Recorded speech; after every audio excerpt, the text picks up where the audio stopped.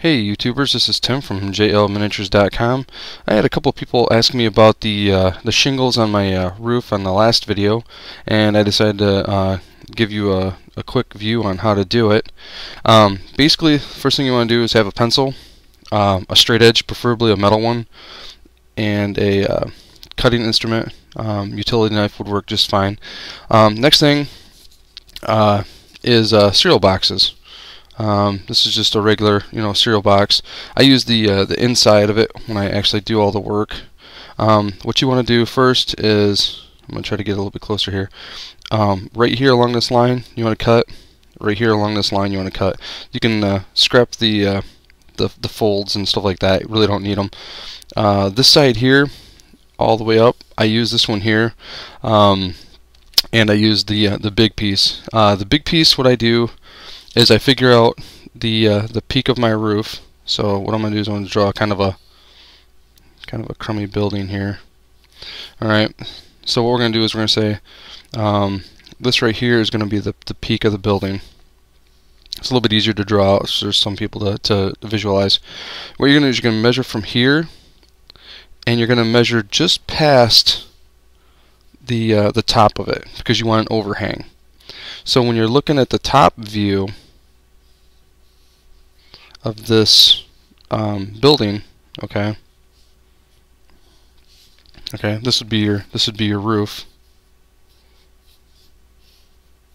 Kind of give you an idea right there. What you're going to do is you're going to come down just past that, and you're going to come over, and then you're going to have an overhang basically on both sides of this. Sorry about the camera, I'm trying to hold it and draw at the same time. So we're going to say that this is 4 inches apart. What your walls are 4 inches apart. Alright, what you're going to do is you're going to come over. I usually go 1/4 of an inch over on each side. So what you're going to do is you're going to cut one piece at 4 1/2 inches. Okay, that gives you the width. Then you just have to go from the top down and then just add 1/4 of an inch. Same thing with this side. You go from the top down, add 1/4 of an inch. You don't need to add 1/4 of an inch at the top because you're going to butt the top. So that kind of gives you an idea of how to do that. Next thing is with the shingles. Okay, the shingles. This right here, you can see as I started, I figured out the peak of my the roof, or how big the building is going to be. And what I did is I just took and just did one full piece. I bent it in half, just like so. And then what I did is I flattened it back out. And what I do with the shingles is I cut a ton of them up. I start out, I'll take the straight edge. I'll put the big piece of cereal box down. And then I'll start going and start measuring every 3/4 of an inch all the way down. Then I'll take and go to the other side, and I'll go 3/4 of an inch all the way down. I'll lay my straight edge across each one, make a line, keep going all the way down until it's got basically like a line paper look to it. And then you take and use your cutter and the straight edge, and then just cut along each line all the way down, all the way down. And then what you're going to end up with is strips. When you end up with the strips, that's when you come in and you take your pair of scissors and you sit there and you'll cut each one and just keep going all the way down until you get to the end. I usually cut one at a time, just so you don't have to break on the scissors. You'll notice that they're kind of a rectangular shape. They're not square. That's what you want to keep them 3/4 of an inch tall and only like a 1/2 inch wide. Some of them I'll do a bunch of them to where they're really narrow. Some of them be a little bit fatter. As you can see, there's different sizes, and that's totally what you want. You don't want all of them the same size.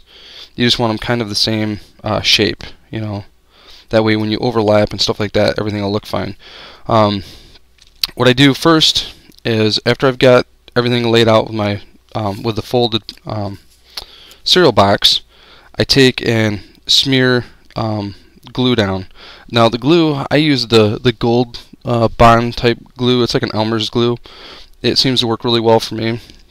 And I'll smear the whole thing down with my finger or whatever. Then I'll just take and I'll take some of my shingles and I'll start placing them down just like that, just all the way down the row. Then once I get done with that, then I'll take and start staggering each one and keep going up and up and up. Sometimes what I'll do is I'll drop a few down a little bit lower, and as you can see that this one's down lower, this one here is down a little bit lower. It's not in a straight line. It gives it more of a cool look to do it not so straight across. It looks really, really boring to do that. And these are supposed to represent like a wood shingle, and I think they always look better if they're kind of at an irregular look to them. So that's how I do the wood shingle.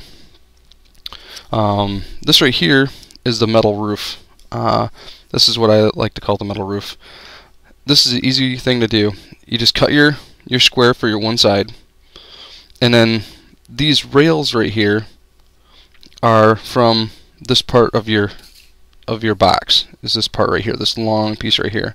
And what I do is I take and cut out every 1/4 of an inch. I'll take and draw a line on the other side, make the lines, then cut it. And then what that does is makes long 1/4 inch long strips. After you've cut all your strips and are ready to do this, I usually take and mark with a pencil on how many pieces I want. I usually come in, you know, 1/8 of an inch or so, and then I'll put my first one 1/8 of an inch on this side and put my next one. Then I'll decide, do I want to put one in the center? Do I want to have more? And then you just kind of space it out equally at that point. Next side, you just opposite side, you do the same thing just to do that. When you paint these up, I just use just a regular black spray paint. I don't use anything special on them because it doesn't. It's just card stock basically. So when you spray it, don't spray it heavily. Just spray it really nice. Get a light mist on it, and then you're good to go. And it's easy to dry brush. You can give the rest in effects same way. It looks really good.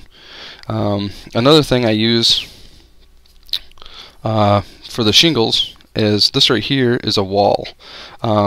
This right here is a tongue depressor. I get that at the craft store. Usually get about 100 or 200 of them at a time. And then you've got foam core board.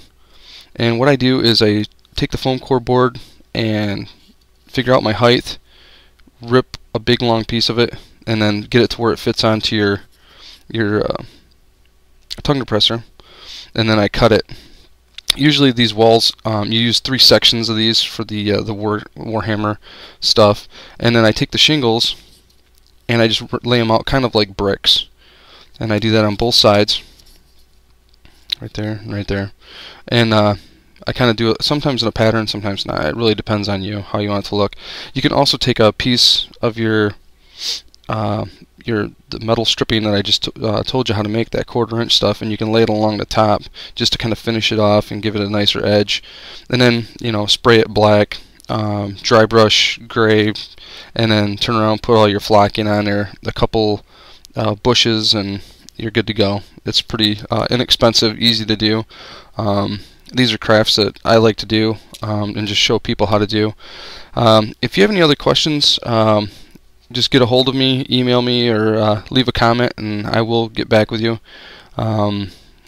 Again, I'm taking on consignments and stuff like that right now, whether it be building stuff, converting miniatures, painting full armies, painting single miniatures. I've got the time right now, so get a hold of me. Again, this is Tim at jlminiatures.com. Thank you.